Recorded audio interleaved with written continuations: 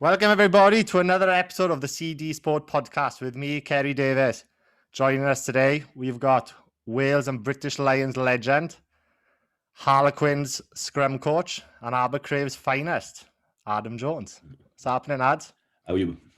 Yeah, you okay? How's things? Yeah, I'm not too bad. Yeah, I'm good. I'm good, but I'm good.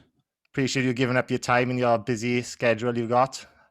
Well, I don't know how busy. I think I make it busier than it actually is. But I don't know. I think there'll be a few guys claiming to be more of an Abercrave legend than me. So I'm sure the taxis and tip-ins of this world will be big rods, and these guys will be more claiming that crown than me. But no, you got a big paint. My brother did a painting of you, didn't he? Yeah, that's right. Yeah, that was quite a while ago now.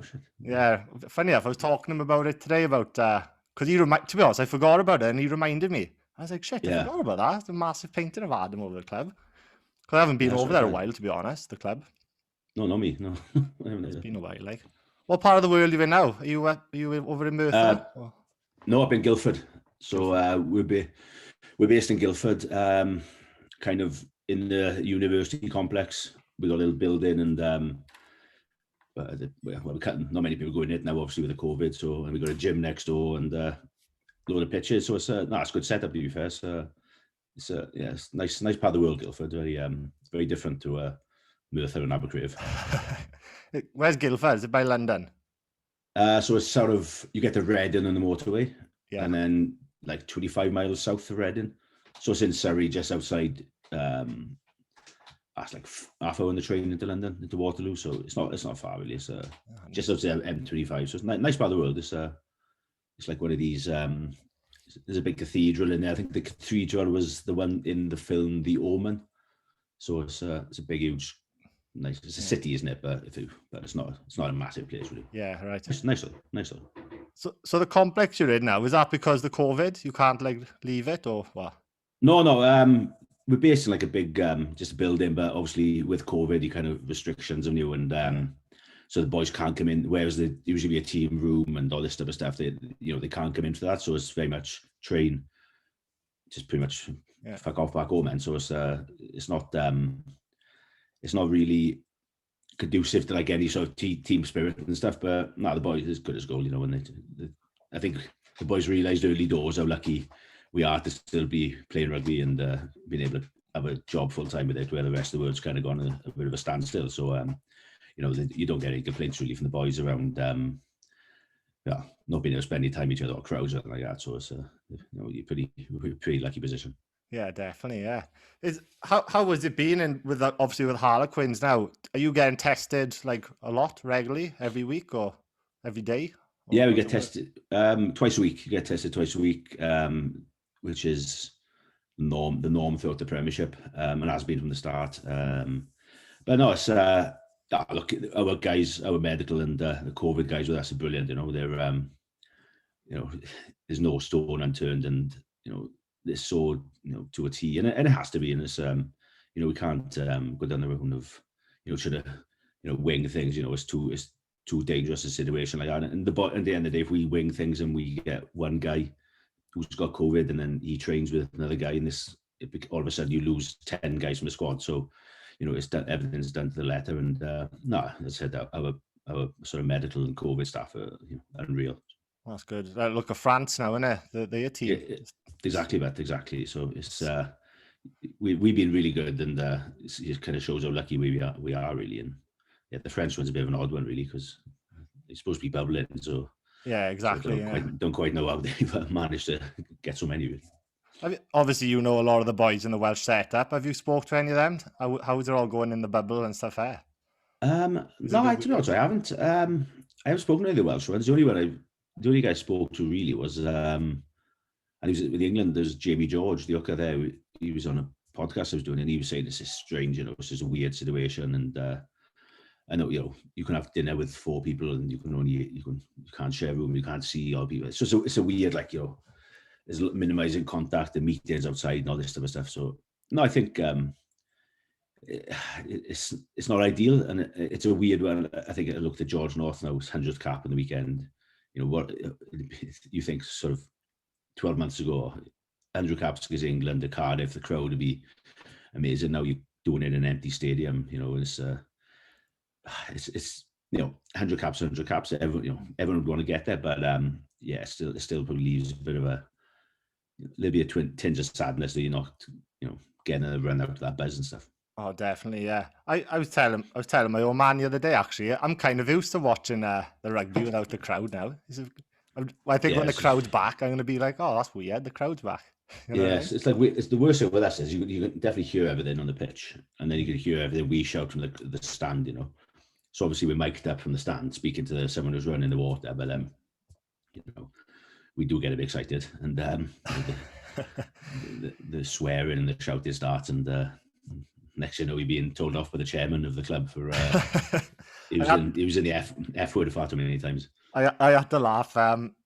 Did you obviously watch the Wales game, Scotland? And I didn't actually. I saw the last half hour. Yeah. Oh, right. I had to laugh. Well, obviously it's no crowd, and who was 9? I can't remember who started 9. Anyway, Dan Bigger was 10, and Wyn Jones is in the way of like the 9 and 10, and you heard Dan shout, "Out the fucking way, Wyn!" And it was clear as hell on the telly. You know what I mean? And obviously you have a lot all the time in rugby, but with the crowd you wouldn't hear it, didn't it? Oh, it's just it definitely heightens the noise coming from the pitch as well. And Marla got into one of the sale coaches on the weekend who sat in the stand, and Joe Marla was like shouting at him from the pitch. So just it's all sorts going on now. Oh, that's funny. Now, I want to go back, Ads. This might make you feel like a dinosaur a bit. 21 years ago. Okay, yeah. 2000 from laying patio slabs, playing for Abercrave, and going over to the Knoll, Neath. Yeah. How did that come about? And back then, Neath was like they were massive, weren't they? To be playing for Neath, it was like it was a massive deal, wouldn't it? Yeah, I was lucky. I think I was kind of bumming around in school. Didn't really take school seriously. Didn't really. I think my brother had all the sort of intelligent genes in the family, so he kind of very studious, looked after work and stuff. But it just happened to be the under-21s league was starting. There was no academies and stuff, but every team in the league would have a Neath Swansea would have an under-21 team, and John Davis, who was involved with the youth team in Abercrave and Neath District, asked if I wanted to go over. So I decided to go over. Didn't know many boys there. I think the only one I knew was Jamie Roberts from Astrid, and it was one of those ones. It was like I was probably carrying a bit too much weight at the time. So and I'd never really had a thought of being a professional rugby player, but I just went over there, enjoyed it, played in the first game against London Irish, and played well against Cardiff. And Lynn was sort of like, Lynn Jones was a bit like, you could play, but you need to lose weight. So I was like, okay, fine. Played a few more times, and then kind of managed to. My old man and mother were like, we'll help him out if he can come sort of train with you. So it's kind of like a semi-professional part-time contract sort of thing, and just managed to do pretty well the first year. Lost a bit of weight and went from there really. But I was lucky. I was really lucky. They kind of there was a league starting, because I think I may have trained with Aberafon once or twice and gone to Llandovery once or twice with Taxi.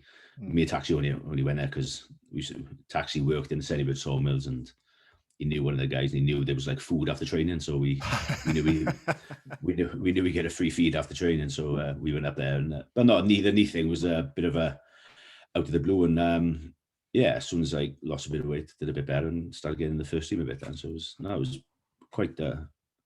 And this was obviously before regions and stuff, so Neath was obviously a historical club, and it was a bit of an honour. Well, it was definitely an honour to play for them. Yeah, 3 years. What I've read is 2000, 2003, and then the regionals came in and the Ospreys and stuff. But do you have wind about that like a bit beforehand, or was it like a shock to you as well, the players?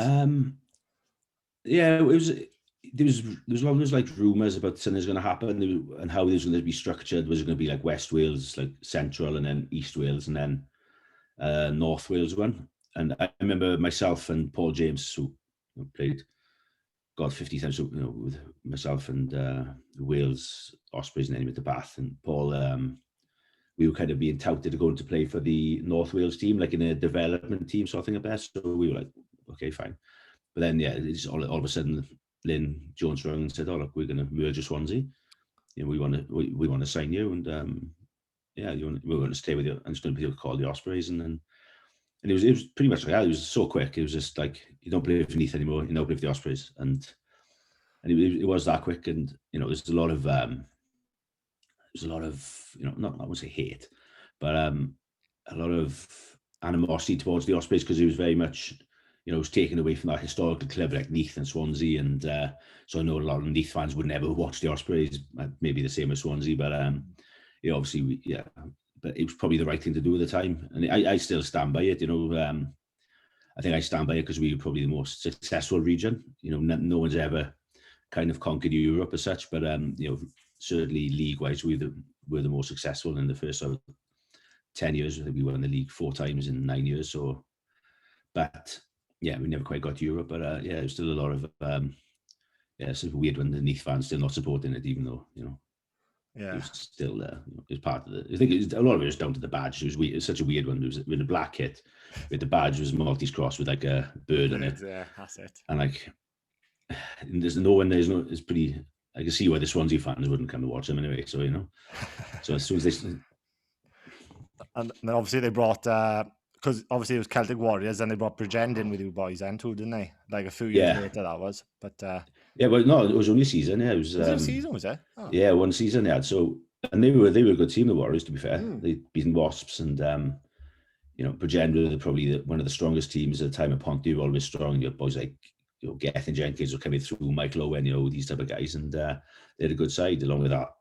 Like Garth Thomas, these real good players. And we were in the Welsh, we were in training when they was basically told that the Celtic Warriors just disbanding, and it was like for one of a better, it was like a bit of a cattle market. The regions would be in the building in the Vale, and pretty much when the Warriors players would go into the meeting, come out and be like, "Oh, the Ospreys assigned me," or "The Blues assigned me," or "I'm with the Dragons," or unfortunately, like Mervyn Davis, no one wanted to sign him, and ended up playing for Neath. So it was such a weird situation that it was almost like, we'll have him, you'll have him, we'll have, and then it was all that. It was like a bit like a NFL draft sort of thing. But, I didn't know it worked like that. So well, it did. It did. I don't think it would now, but it did at the time, because it was just a bit of a shit show, And but no, it was.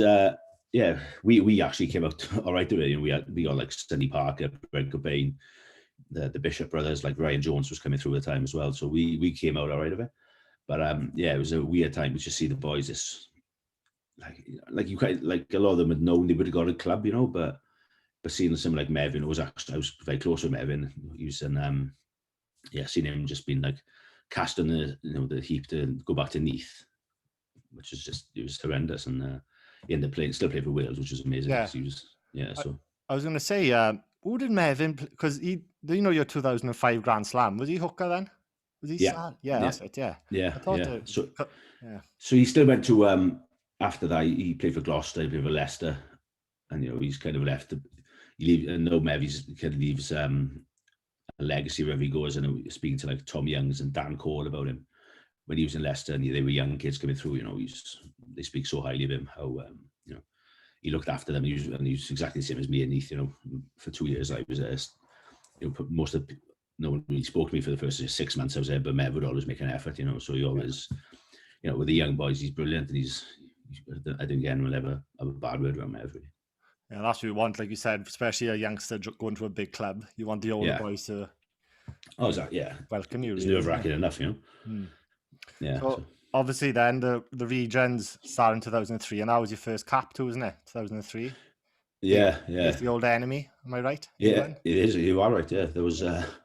It was a weird one because I was on the bench, and it was a World Cup warm-up game, and it was just But by the time I came on, we were 30 points down, or perhaps actually 40 points down. But it was. I think I was more excited about playing against Jason Leonard because he was the opposition prop that day. So that was that was probably the highlight of the day, playing against him, and losing by 40 points. But no, it was I like, as I said, 3 years before I was sort of kind of bumming around doing making patio slabs. Then to go in 3 years was pretty. Yeah, I didn't really see it coming, to be honest. No, I was gonna say, especially a boy from a small village like Abercrave, isn't it? Like Yeah, you brought like everybody's heard of Abercrave. Even my mates in Australia, they say, "Oh, Adam Jones," and they go, "Oh, he's from Abercrave. He's from, isn't he?" I was like, "Yeah, that's all right. That's where I'm from." So you yeah, put us on the map, ads. You did, yeah, definitely. Well, the thing is, there's so many like good players that come from, considering how small a village is, and how the club. This is some really good players who have come from there. Is again, I think the two Lions, and myself and Eddie Morgan, from where's he from? I'll come just down there. Well, Butler's Edward Morgan, who played youth rugby in Abercrave. Yeah. His grandfather, and he was the other Lion, and he played prop as well. So it was to have two Lions from the same club. 4 or 5 internationals now as well. Clive Rowlands is associated with the club, who's like, God knows, Lions manager, legend, general, Welsh Rugby Union icon. Like, so it's considering how small the club in the area is we do pretty well, I think. Yeah, we do better than Ystrad. So Ystrad, I'm going to Lions. So haven't they? So no, so it's always nice to get one up over Ystrad. Yeah, we probably got more internationals than Ystrad as well. So which is never a bad thing. So, my mother's side of me is rubbing off here. She was always very anti-Ystrad. Very. I say I wanted to bring up. Obviously, you're reading you got your book here as well. Yeah. And, you say that in the book, didn't you? Like your parents were very like Abercrave, and you used to go over the club a lot too when you were a kid, because your father, Alan, was your father was captain and stuff, wasn't he, as well? Yeah, and I was brought up to. Yeah, I wasn't the only thing I grew up not liking Ystrad, obviously, and but that it's local rivalries again. It's like anywhere, isn't it? But I was all my mates at school played for Ystrad, but I know the one thing I wasn't allowed to play for Ystrad in school on the Sunday morning games, from under 11s till like under 16s, because just my mother wouldn't let me, because it was just like, because she wouldn't let me play for Ystrad. It was just so I ended up going to church till I was 15 in the choir, and all my mates are playing it, and I think my father was fine. Like, look, let's get him down. We'll take him down to Gleis. He played for Gleis, who happened to have a really good team. So, which just because I played with other boys at Swansea Valley as well, so I knew a lot of boys down there. But yeah, just so I could. And finally, my man got me to play some Sunday rugby instead of going to church and spending it doing that. So yeah, it was the same with my brother Vaughan, actually. Because Abercrave, for some reason, didn't have an age group for him, and Ystrad started one up. And all his mates played for Ystrad, but my father was like, "You're not playing for Ystrad," and that's it. Good, as a kid as well, he's like, "You just want to play with your mates," but he was like, "No, you will not play for Ystrad again, Lice." So we're gonna have a couple of Ystrad haters listening to this and listening back to this, laughing. But anyway, yeah. So like you say, you had your first cup 2003, and then obviously the big one was 05, wasn't it? 2005. Hello. Oh, you're back. We're back again. Is that right? Yeah. Sorry about that. Bit of a freeze. I think it was my end. But no, I was saying 2005 then, 2 years on, the big one, the Grand Slam. Yeah. Did we? I don't think anyone really saw that coming, did they? As a Welsh man. No, I don't think so. I guess we had a bit of we hit a bit of form in the autumn. We'd done all right in the World Cup, I guess, but in the autumn before, did we beat Australia or draw Australia? I think we had beaten Australia. And we came close to beating the All Blacks. So we had a bit of, everyone had a little bit more, confidence and self-belief around it. And I think, it's kind of gone from Graham Henry, where they were successful, but like quite unprofessional. Well, and then Steve Hansen came in, where it was like kind of set the base then to professionalism, around diet or just being not going out on the piss all the time, or just looking after yourself more like a professional rugby player should. And he kind of set the base, and then I think Mike came in and just changed it a little bit. My brother came in and sort of changed it in a more of a sort of Welsh way. Bit more ball playing. He put a lot more emphasis on like the scrum and the line out, and than Steve did. And managed to suddenly clicked for a sort of nine month period. Really. It was pretty special to be involved with that Irish game, just in the bus ride in and seeing like hundreds of thousands of people in Cardiff, and I guess I think it was 27 years since the last Grand Slam. So gone through the 80s, and then obviously the 90s weren't successful. You lost all the guys to rugby league and stuff, and which is hard for such a small country to deal with. I think we'd finally kind of got, and then it's been sort of, I would say it's been all the way up ever since. But yeah, so that was the catalyst of the Gatland era then, I guess. Yeah, that's it. And the Irish, the 2005, I haven't watched it back, but I just have glimpsed. That's when Gethin Jenkins did the charge down, isn't it? Yeah, that was it. And then threw the ball because I think O'Gara kind of stood him as he scored, and he gets up and launches the ball. Just like I get them all merged into one, and then obviously 2008. That was like Shane Williams' year, wasn't it? He was the man. Yeah, he was unbelievable. I think he had the World Player of the Year, and it was like give the ball to Shane, and he was just doing whatever he touched he turned to goal, didn't he? Yeah, well, I played with him since sort of when he was in Neath with me, obviously. So we were pretty good friends, but pretty close by the time that came around, and it was like that. It was very much like with the Ospreys as well. We had a good pack in the Ospreys, but if we were struggling, he was like, "Oh fuck, where's he?" And look at this little 5 foot, little 5'8", sort of, I don't know whatever he is, about 12 and a half, 13 stone. Yeah. And you expected him to go and beat the whole team, and most of the time he did. He's like, he's so similar to Colby, the Toulouse, the South African winger for Toulouse now, Cheslin Colby. He's so similar to him. It's just absolutely makes it or nothing, and deceptively strong, I think he's, as I say, he's not a big man, but he's so powerful. He's a big ass, so he was always quite good. He did quite powerful off the hips. So he was so good that year. It was a joke, really. Yeah, and like you say, he had the 2008 World Player of the Year that year as well. Yeah, and exactly. I'm just skimming through your career, your ads. We could talk probably 2 hours just about your playing, because I want to get to obviously the Six Nations as well. But obviously it was 2008 then, and then 2009 then it was the Lions, South Africa. I've told a few people, I was in Adams coming on, and people are saying, "Oh, ask him about the 2009 Lions tour." And I'm like, "What do you want me to ask him?" But yeah, I suppose they just want to know what it was like. And I remember, what's the DVD called? Lions. Yeah. But I remember watching it, and you got in really good shape for that tour, didn't you? Do you remember? No, it was probably. Yeah. You were like a V. You were like a. I was like under 19 stone, I think, at that time, which is quite rare for me until then. And it was probably around. To be fair, the Gats, when he came in, he brought a guy called Craig White in, who was a fitness coach, and me and Whitey clicked immediately, and Gats kind of said, "Look, you're playing well, but I need you to be fitter again, and if you get fit, you'll go on the Lions tour." So I was like, "Fuck, all right, I better start working then." And so I was in good shape, but it was a great experience. I think I didn't get picked in 2005. I think I was one of the 3 Welsh guys not to get picked, and but it was almost, you had so many bad stories about the one in 2005 around how cliquey it was, and it was all very like Clive Woodward-y English sort of and that type of stuff. But 2009 was brilliant. It's such a good group of boys, a lot of older heads, which was good. Your sort of Simon Shaws, Nathan Hines, Phil Vickery's, these type of guys and been about the block a bit, who were good tourists, and then you got people like Andy Powell as well. So and these type of characters, and it was So you always kind of look at it, and it's you kind of look at your first roommate, and it's like, oh, who was it? And it was Andrew Sheridan with me. We actually got on really well. His wife's from Built, so oh, is she? Oh. Yeah, she's from up there.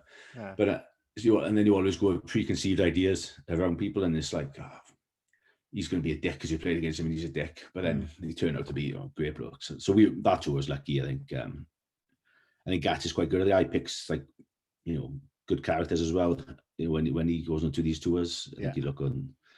I think certainly the last 3 Lions tours he's done it, and I think I probably went out as third choice, but fortunately an injury went my way, and I managed to make the bench, and then again, fortunately, the game didn't go too well for Vix when he. You reckon you went as third choice? I disagree with that. Yeah, I'm not just saying that, but I think you were. I think so. I'm, I might be modest. No, I don't know. Probably at the time, I think, although we'd won the Grand Slam 2 years before, I think Ewan Murray, his Scottish prop, was playing well for Scotland and Northampton at the time. But maybe if he didn't he would have gone on the bench. But no, I was, I just loved the whole experience, and obviously getting to play test matches for the Lions is, it's unreal, especially in South Africa, because it's so hostile, it's so like.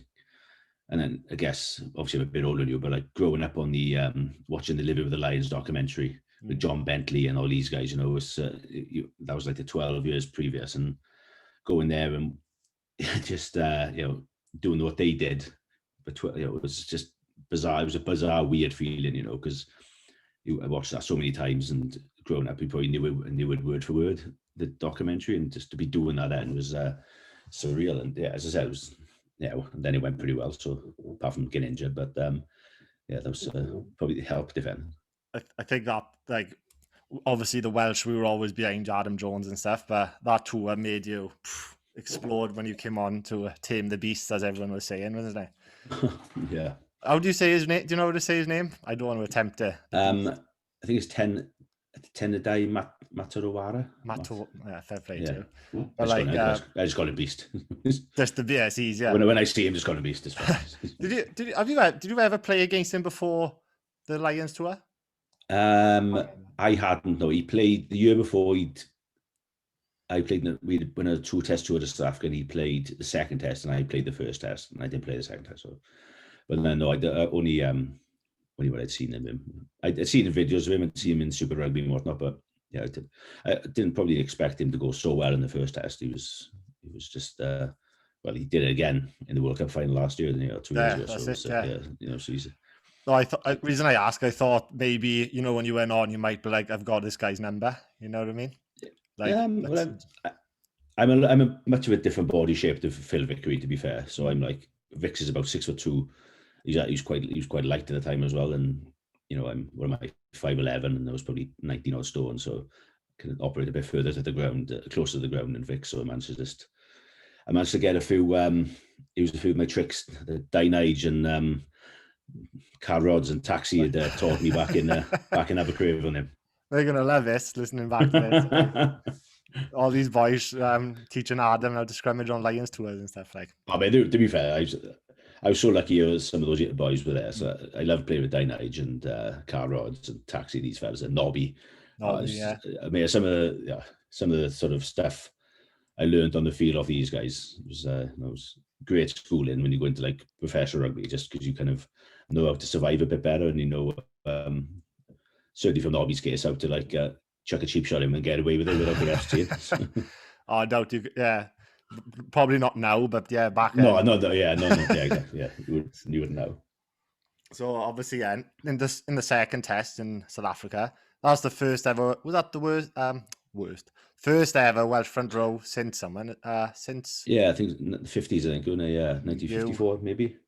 Yeah, so Jonathan Jenkins and Matthew Rees, was it? Yeah. No, it was. Well, Richard Ibaka. That was good. No, Matthew Rees. Yeah. Hibbs was in 13. And no, it was me. It was brilliant. It was. Because we knew each other as well. It's like it was it makes it a bit easier then, it was so there was a lot of fuss in the build up to it. It was I remember doing media. I probably did media once on the tour before, and there was like before the Natal Sharks game, there was like 3 people interviewing me, and then come the week before the second test, it was like fucking hell, literally like cameras on me. There was like 10 cameras. There was all the South African journals, like all the British journals. Like, fucking, how are you going to deal with the beast? How can you stop the beast? And I'm like, oh fucking hell, this is as much as I'm competitive, but I didn't expect it to be that much of a big deal. Because I guess because it's in South Africa, the scrum is such and the front row was props are like seen as demigods out there. It was kind of like I was going up against this sort of mythical, mythical beast, if you want. But it was certainly it was weird. It was obviously the build up the week. It was I think the first scrum of the game. I think it was the first time I'd ever in a game felt the crowd change, with like an anticipation, because it was on our line. Well, no, that was actually the second scrum. The first one, you could just feel it. We knew they were going to go for a pushover or try to push us back, and we managed to get a penalty. But you could hear the crowd, just sort of. It was an excitement, There was like almost like I don't know the analogy to use it for it really, but it was just a weird, like, the atmosphere just totally changed. Do you know? To see Do what, you know when you? yeah. Do you know when it's like when it goes dark real quick and the thunder comes in and it just the whole atmosphere changes? It was like that, and it kind of all, went to one sort of one area of the field with this little radius of like 5 meters and 16 players in there, and it just fortunately went really well for me. Not so fortunate for my dad in the crowd, who, like, I found out later, he was like literally gripping onto my mate's leg, just like so nervous he couldn't watch the scrum. He just absolutely like shitting himself, and I think he was, after that scrum happened, he was happy enough then. But it was a surreal moment to be involved with. And I still remember it quite vividly, I even remember the commentary, and it was like it was all about you. It was like, how is Adam Jones going to do and stuff like that. And I can't remember who was commentating, but it was like you said, South Africa is renowned for a good scrum too, aren't they? I mean, yeah, exactly. And it was really strange. You played Test rugby for 6 years at the time. I'd never felt that sort of just like all focus on one thing, And fortunately, as I said, it went. Well, certainly the first 55 minutes went pretty well, and then I got cleaned out. Yeah. So old Backy's bought there, the bastard. Do you reckon that was intentional, lads? Deep down, or? Look, I don't think it was intentional. I don't think he saw me and said, right, I'm going to go and injure him here. Like, if he sees someone in a ruck, that the way he plays, he's going to try to fucking, maim him, smash him anyway. I was leaning on the side, having a bit of a rest. It was my fault. I was just being like lazy, just like leaning, not expecting someone to come in, flying in from this on me. But yeah, it fucking hurt. It really hurt. I didn't realize how bad I was shocked how much it hurt. I was shocked. And especially you, like you said, I remember seeing it, and you were just minding your own business, so to speak. When you weren't exactly. But it'd probably be a red card now, lads, if it was. Yeah, well, he had 2 weeks. But I think I was very much of the. I don't think he should have been banned for it. I was a bit like, I was like, fuck, look, it was my fault, really. He was just counter-rucking, and he caught me in a shit position. And if I wasn't in a shit position, I would have seen it off, so it wouldn't have been too bad. But I think, I said. So, and to be fair, we played South Africa the year later, and Victor Matfield came up to me after the game we played. He said, thanks for saying that stuff in the press around Backies, because he said he had so much shit about it. So he's like, so that was nice. But it was, it was a good. I think John Humphreys, the Ospreys coach at the time, said it's the best thing that could happen to you. He said you're going to be remembered for the scrums going so well, and you changing the scrums in the series, and along with Gethin and Math, obviously. But you get injured is just the best thing you do, and nothing can happen to you now. No, that's what people remember you. I kind of didn't really quite understand what you meant at the time, but yeah, I do now. And that's what sticks in my head. Obviously, the Lions lost the test, but I just remember, like, you were a big noise, and maybe I'm being biased, Abercrave boy, Welsh boy, I don't know, but yeah, I always think of that. And how long so that obviously was a bad injury. You were out for 6-9 months, were you? Just under 6 in the end, yeah. So I came back just before Christmas. The brilliant thing was we played Calvasano. It was, came back brilliant. Came off for the bench, and first thing there was give a scrum penalty away straight away. So I was like, all this time thinking I was going to come on and like dick some Italian guy, and then first scrum collapse. I give the fucking penalty away. It's embarrassing. Out of the game too long. Yeah, exactly. Where's my notes? Yeah, bloody hell. I've got so much notes around me, yeah. 2009. And then I'm going to fast forward then. 2012, another Grand Slam. And that's, you're one of those elite players, aren't you? Who's won 3 Grand Slams. You know that? Yeah, I do. Right. Yeah. Can you name them, Mads? Yeah. Me, Gethin, Ryan, Gerald, Sir Gareth, and JPR, I think, and Alwyn. Yeah, as I say, you forgot your mate. Yeah. That's pretty cool too. I thought Shane weren't in the 05, was he? No, he wouldn't have been in 12. 12, right. Yeah. He wouldn't have been 12, was he? Oh. No, did he retire? I think he might have been injured. I think he might have been injured for it, yeah. And then you had Cuthbert and George North coming through, just like polar opposites of Shane, to be fair. Yeah, as a Both 6'4" plus. And 6'4" units. And yeah. you got 2012, 2013. You played, you won. You were in that tournament because you were on the Lions tour then when you went to Australia. Yeah. So I mean, I think 2030 was great. There was stopping England in the Grand Slam. It was it was it was up against Joe Marler, so now played with a coach at the moment. So I do remind him quite often. I took 5 penalties off him, so it was I got him subbed after 42 minutes. So it was, that was all I remember, because I was living in Australia and I had to get up at 3 a.m, wherever it was, and we had to win by 30 points. Was it? It was something like that. No. We had to win by 8.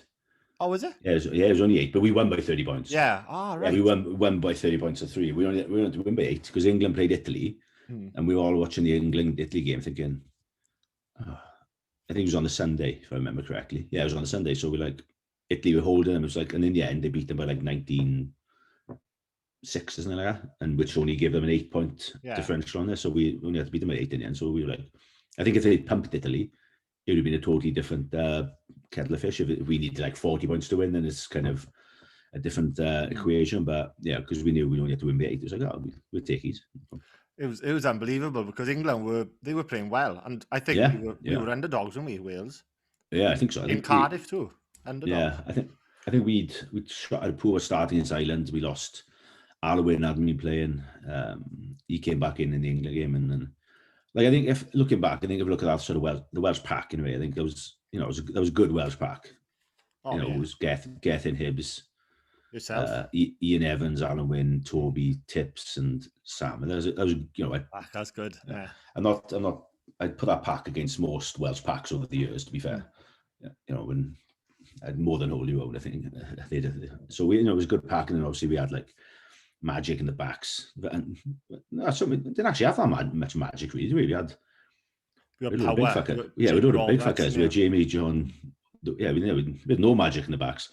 We had a really good goal. We had a really good goal kicker, and some massive blokes who were bigger than most of the forwards. So including the Oscar half. So he was fucking 6'3". So I was thinking there was no shit, and it was just big fuckers. Yeah, big guys. Yeah.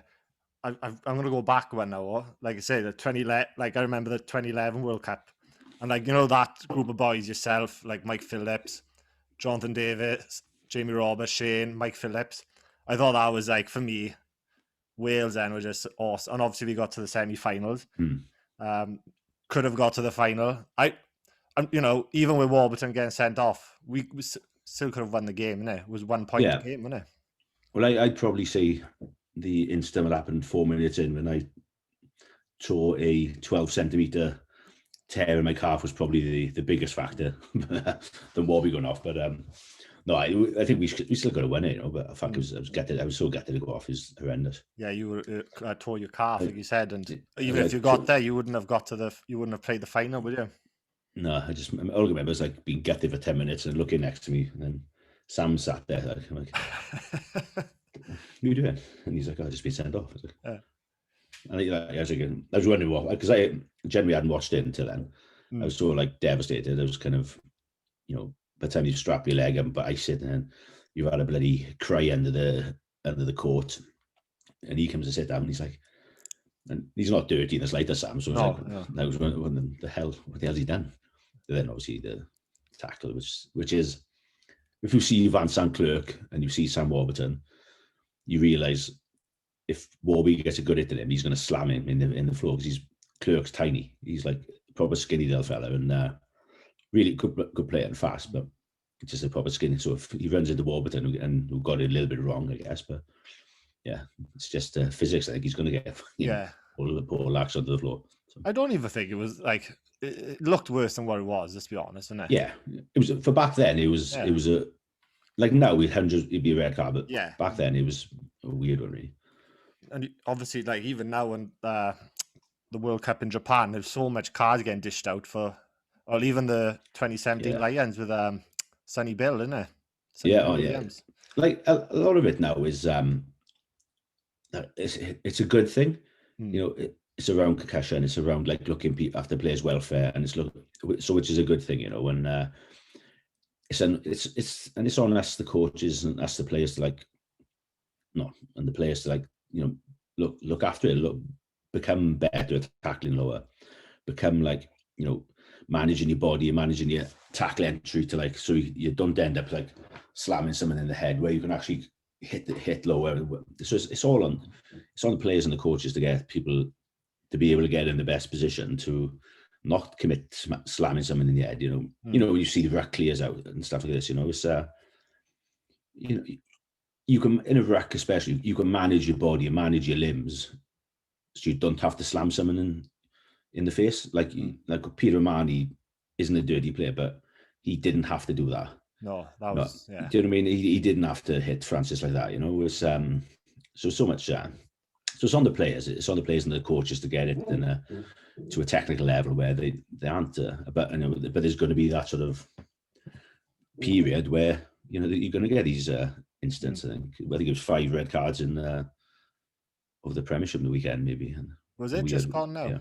Yeah, we had arguably one of the Sale players probably made contact with the shoulder to one of our players' head, and didn't get a red card, but you got yellow. So there's a lot of but again, it's down to looking after players' welfare. Yeah, it's a collision sport. There's massive issues around concussion, and the way concussion is dealt with now is it's phenomenal. It's not like fall my finger, how many fingers am I holding up? 3, yeah, get back on, bit of ice, magic spell. It's not that anymore. So it's for the good of the game, as much as it's it's disappointing if you lose players. You lose like Johnny Sexton or this type of in the Welsh game, but it's for the health, and it's also like it's just showing. It's going to just help grow the game in the long run, because kids are going to want to play rugby because they know it's safe, and parents are going to want kids to play rugby because they know it's safe, and it's only for the good, I think, as much as it can be frustrating at times. That's actually a good question. Now, do you know when they go off for the HIA in the back, what do they actually do? Like, I actually don't know.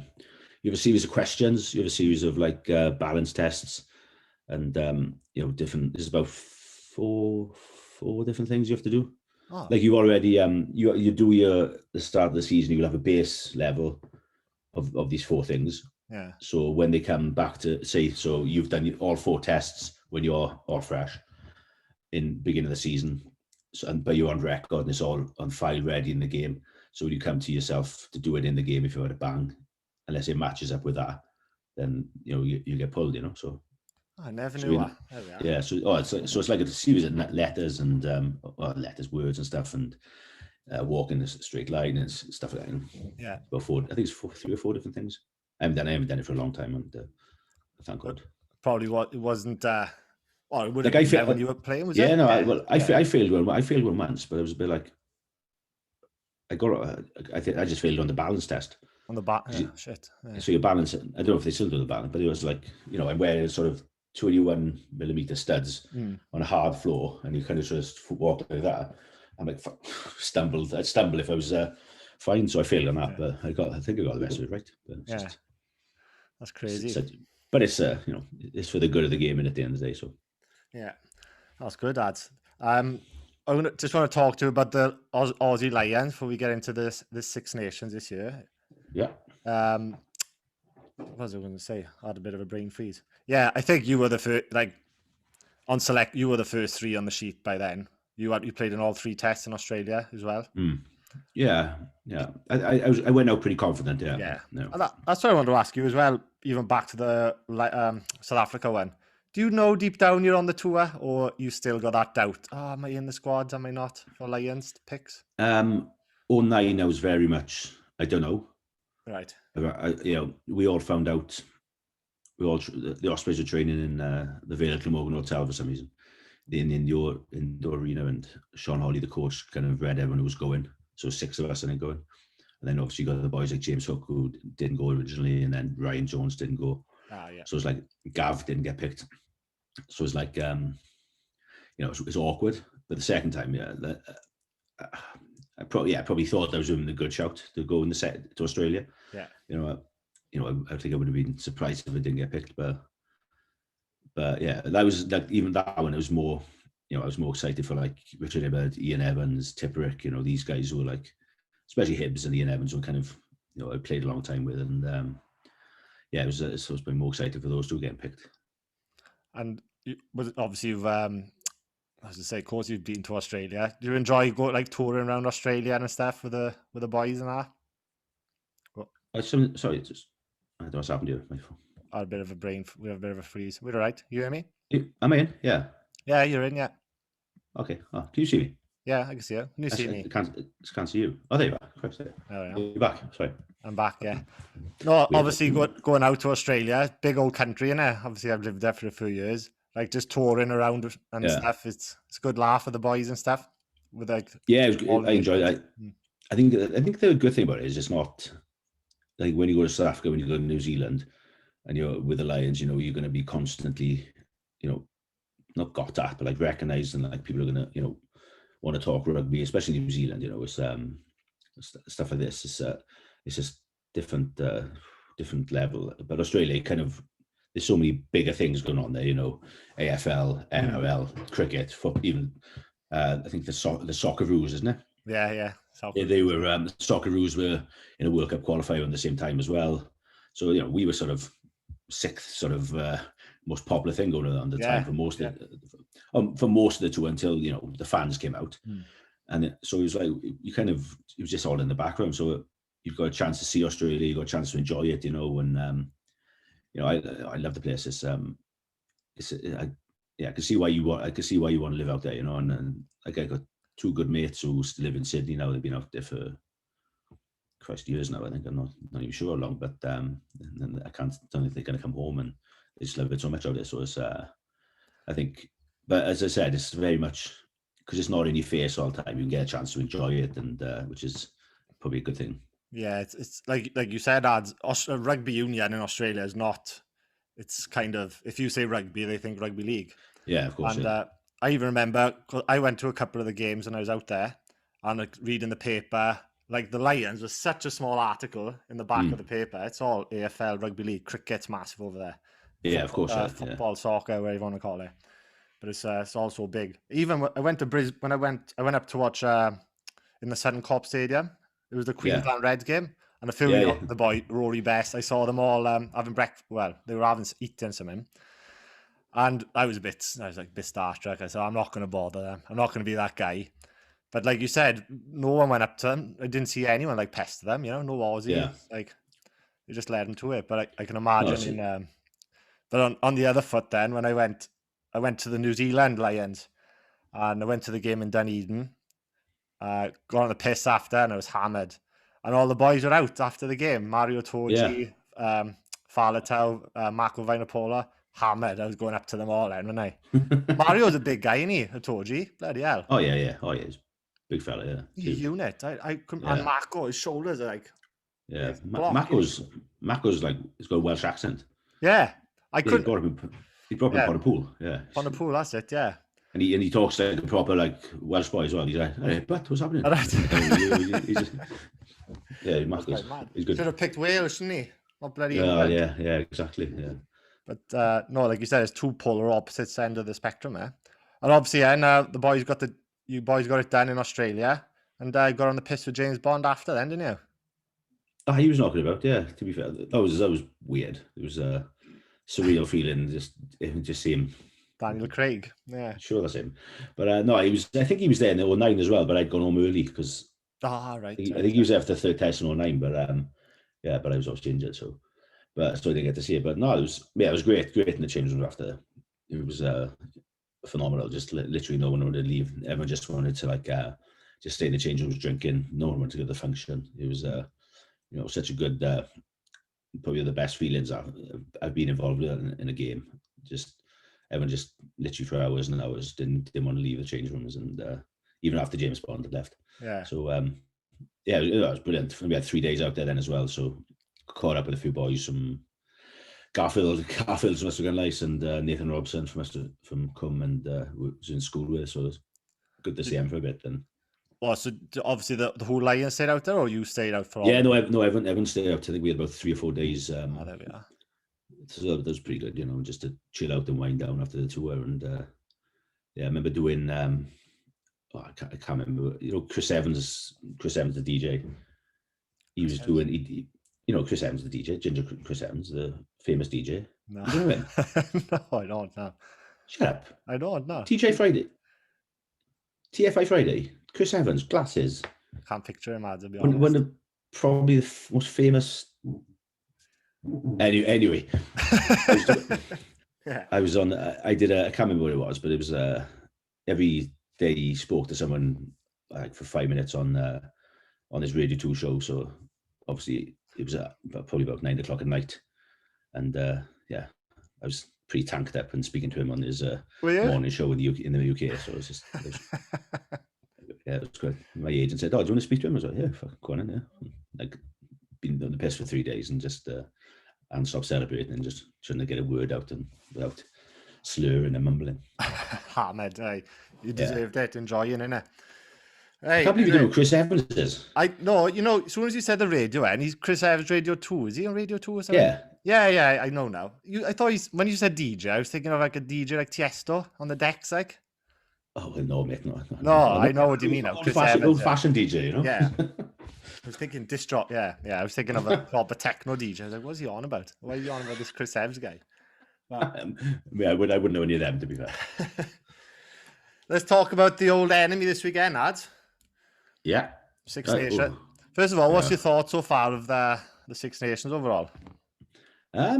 Well, we run right, I think. Obviously, I think a lot of people look to the red cards, but you still got to win the games, haven't you? And that's it. Yeah. Scotland were coming off a famous victory. One of the, they always have they win one game and then they think they're going to win the whole thing. Or they do this quite often, the Scots. But no, look, what Wales will do, and it's a trait from Gats and Sean Edwards. They'll stick in there and they'll fight, and they're never going to. They never go away, they just keep coming and coming. A fit group of boys, well conditioned by like the fitness staff there, and so they're never going to go away. But no, I think it's a triple crown game. It's not, well, for us it isn't. It is, yeah. Beating England for a triple crown's amazing, and fortunately I've done that. I did that once, and it's an amazing experience to beat them for a triple crown. And hopefully, I don't see why we can't do it. And they're going to come fight up. They've been pretty poor so far. There's been a lot of criticism fight their way. Billy Vinipola has come out and said he hasn't played well. So he wants to make a change with that. And so I think, I think it'll be a tough game. I don't want to. I'd like to think we could beat them, but I think they're going to be pretty strong. But hopefully we can just sneak it. I think as well, Wales, England. If Wales are on a 10-match losing or England, you just don't know, do you? It's such a big rivalry. The only thing I think is the issue around something like that is the crowd. The crowd's such a big factor when you come to Cardiff, and there's a sort of a genuine hatred there. You speak to the boys. I speak to like Marla and Mike Brown and DC and these guys. Driving in the bus. When there's people like they say like there's grandmothers headbutting the bus and spitting in the bus and all this type of stuff. So when Wales, certainly through the sort of late 80s or the 90s, when Wales did manage to beat England, it was all done on emotion. It was all done on like a rush game. It was just so not having the crowds there is going to be tough. And there's only so much. It's almost like it's going to come down to who plays best and who. It's almost like it's not a training game because you're playing a test match against England, but you haven't got the crowds, you haven't got the atmosphere to just raise you a little bit. But no, I'm sure they'll get that. I'm sure Alwyn and the coaches will have the players up to a good arousal level to beat them. Anyway. Yeah, definitely. I wrote keys to success to beat England. This is what I wrote. I've said stop Johnny May because he is lightning knee when he's got the ball. Try and shut him down. And then I've just gone with wind up Kyle Sinclair and wind up Owen Farrell.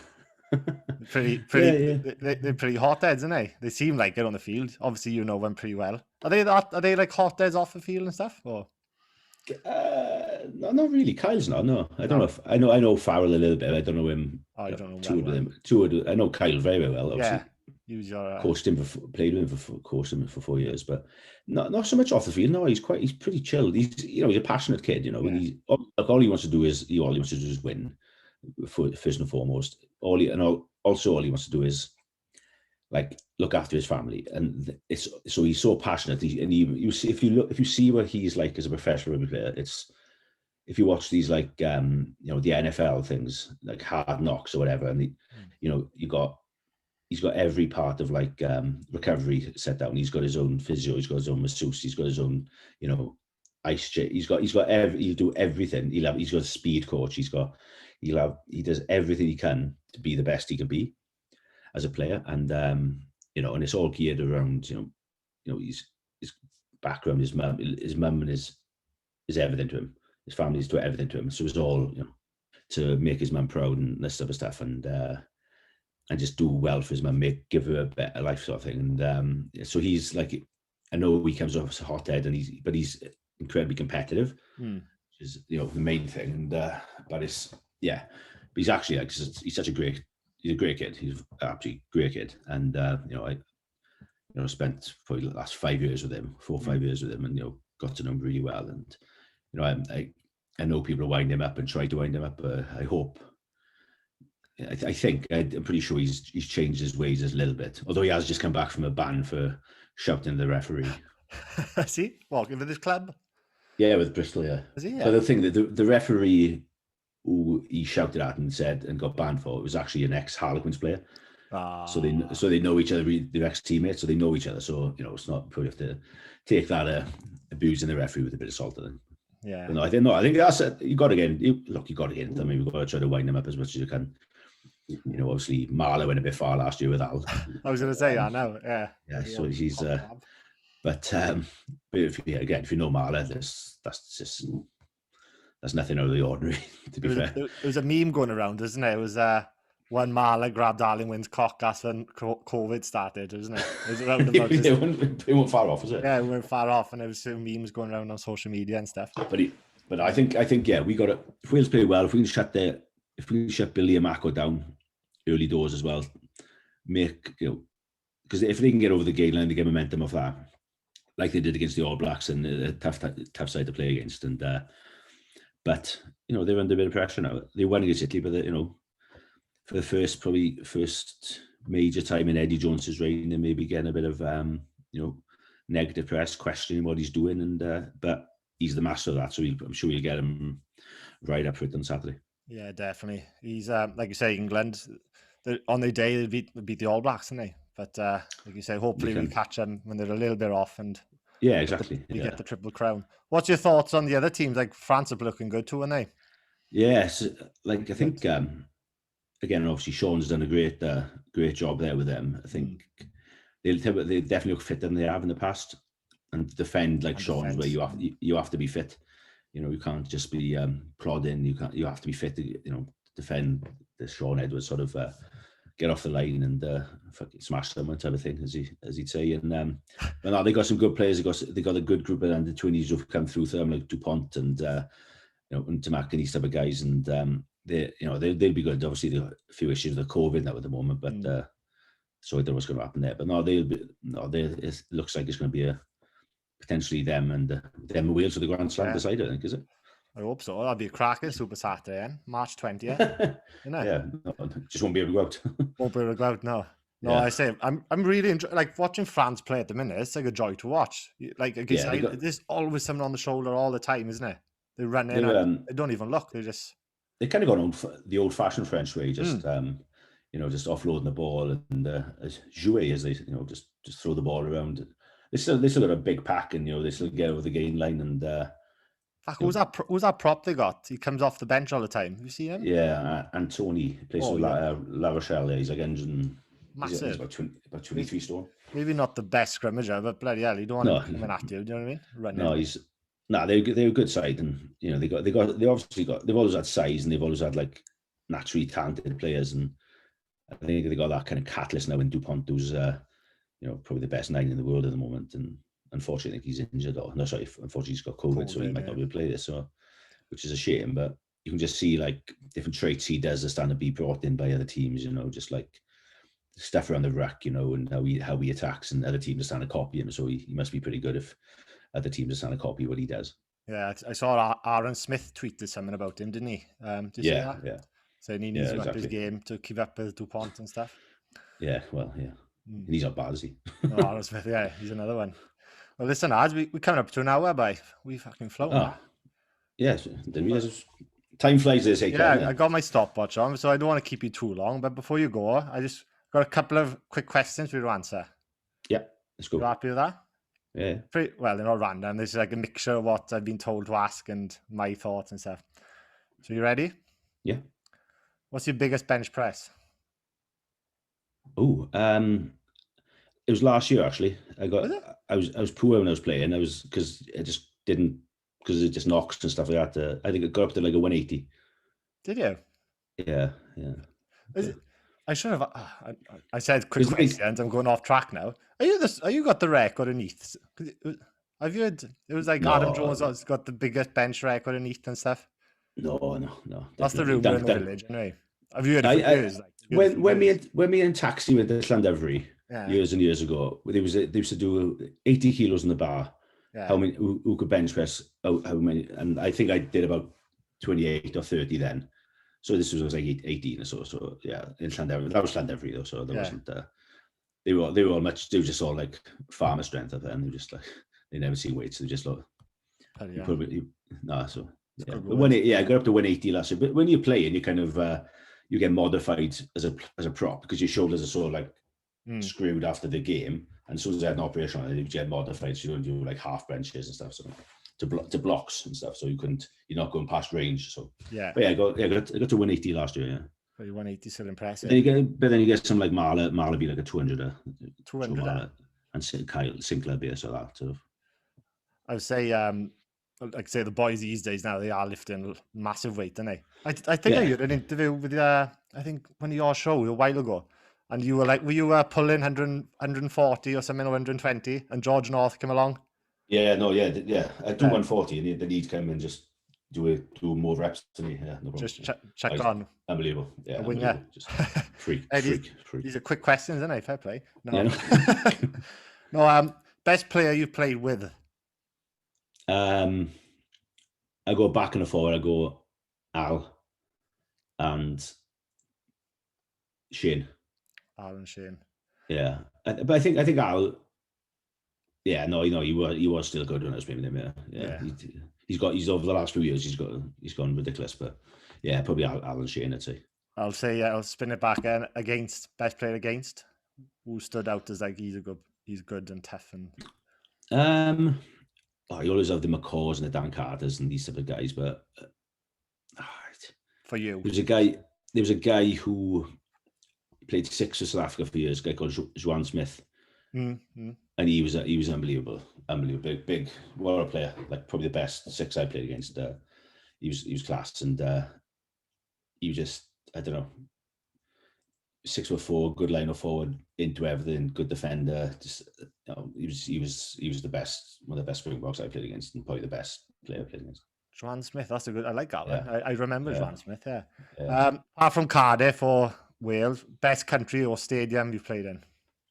What's it called? Suncorp in Brisbane. Brisbane, yeah. Yeah, I loved it. Always enjoyed playing there. Always. And it's quite like it's all closed off, and it's all it's not. Was it 50,000, isn't it? Yeah, but 50. But historical stadium as well. I think kind of toured the Wales in 2003 and learned about Wally Lewis and all the Queensland state of origin people and all this stuff. And so it was the old Lang Park where they were. So it was probably that one for me. Yeah, awesome. I did enjoy that. And the last one, nice and simple for you. Who wins this year's Six Nations? Oh, I don't know. I can't look past France, but I'd like Wales to win it. But I think everyone's going to lose a game.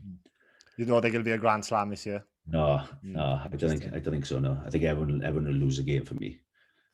Whether Wales beat England and lose to France, or Wales lose to England and beat France, I think it's going to go like that. I don't know. I just feel it's going to be like that this year. That's good. That's a good fun. I like that. Yeah. That's awesome, Ad. I love that. No another thing too. Do you want to give anything a shout out before I let you go? Do you want to promote your book? Well, I'll promote it for you. If you're on my YouTube page now, Adam Jones Bomb. It's still on Amazon and stuff, isn't it? I didn't know it was still on there. No, it is. It's I, I, a long time ago now. I checked just before I came on to make sure, but it's still on there. So Oh, there we are. Good. it's a cracking read. I really enjoyed it. It's actually signed by you as well. You Was it? Yeah.